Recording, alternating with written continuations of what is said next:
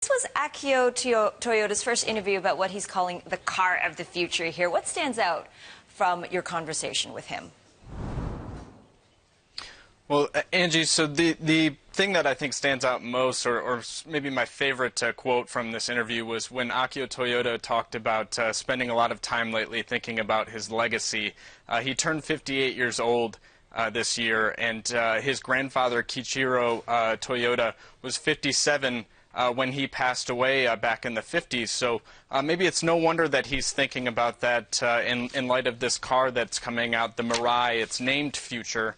As you mentioned, Toyota is positioning it as the car of the future. They talk about this car in really bold terms, that gasoline-powered cars for the first 100 years of the automobile, and calling out this idea that the next 100 years will be about hydrogen. So it's a really interesting look at this car and just the sort of stakes that Toyota is setting up for its introduction. Well, it certainly is. I mean, an alternative to fuel here, but not everyone is convinced by this fuel cell Mirai. Certainly questions about safety. What are the critics saying? Right, you do hear criticism from some of the other CEOs in the auto business, Carlos Ghosn at Nissan, Martin Winterkorn at Volkswagen. The one everyone talks about probably first is Elon Musk at Tesla. And he, as you mentioned, raises concerns about safety. I think those are pretty well going to be pretty well settled. Toyota has tested the heck out of this car. They shoot bullets at the hydrogen tank beneath the car to test that, you know, it's that safe. Maybe the concern that is most legitimate is while the emissions from this car are zero CO2, the only emissions will be water coming out of this car.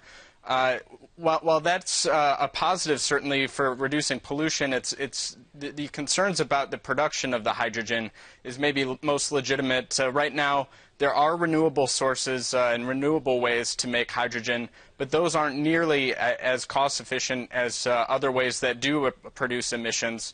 So that's the sort of way forward. If Toyota is going to legitimize this as this sort of green car of the future, they and others need to get on board with ways of bringing the renewable production of hydrogen, bringing those costs down.